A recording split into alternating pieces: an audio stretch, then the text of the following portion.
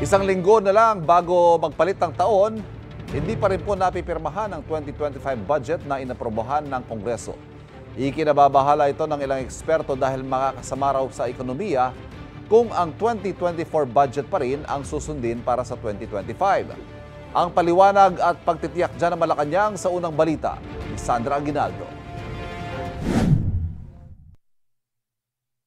Kay Pangulong Bongbong Marcos na mismo galing, binabalikan ng ehekutibo ang bawat item sa national budget para makita kung ano ang prioridad at hindi sa budget na lumusot sa BICAM. Pinulong muli ng Pangulo sina Finance Secretary Ralph Recto, Budget Secretary Amena Pangandaman, Public Works Secretary Manuel Bunoan, NEDA Secretary Arsenio Balisacan at Executive Secretary Lucas Bersamin.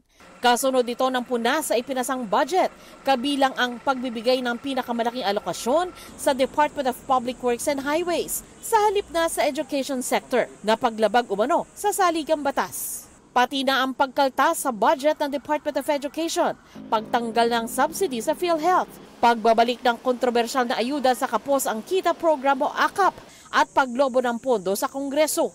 Pero 8 araw na lang papasok na ang bagong taon, kaya may pangamba ang ilang eksperto sa governance at ekonomiya na kung hindi mareresolba, posible ang reenacted budget sa 2025.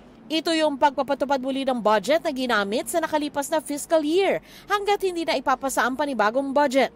Kapag nag-reenact ng budget, hindi mapopondohan ang mga bagong proyekto na wala sa nireenact na budget. Kaya sabi ng ekonomistang si Emmanuel Leco, hindi ito maganda para sa ekonomiya. Hindi tama na sabihin natin na balikan na lang ang dating budget dahil ang economic environment ay magbabago. Kailangan natin ng budget na angkop sa inaasahan natin na pagbabago sa ekonomiya, pagbabago sa ating mga trade relations next year. Sa pagsasaliksik ng GMA Integrated News Research noong 2001, 2004 at 2006, buong taon nag-operate ang gobyerno sa reenacted budget. Nagkaroon naman ng partial reenacted budget noong 2003, 2005, 2008, 2009 at 2019. Pero pagtitiyak ng Malacanang, mapipirmahan ang 2025 national budget bago matapos ang taon. Ang target natin bago matapos ang taon, permado ito ng Pangulo at ang Pangulo ay mag-i-issue ng statement dito at magkakaroon ng full briefing ang mga concerned cabinet members tungkol sa budget na lalagda ng ating Pangulo.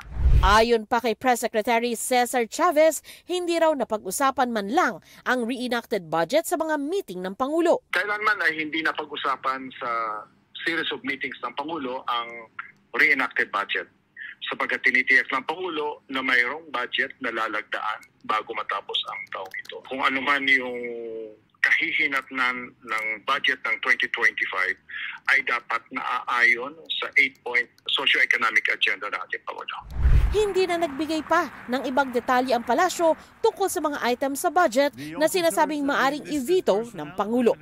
Ito ang unang balita. Sandra Aguinaldo para sa GMA Integrated News. Kapuso, huwag magpapahuli sa latest news and updates. Mag-iuna ka sa balita at mag-subscribe sa YouTube channel ng GMA Integrated News.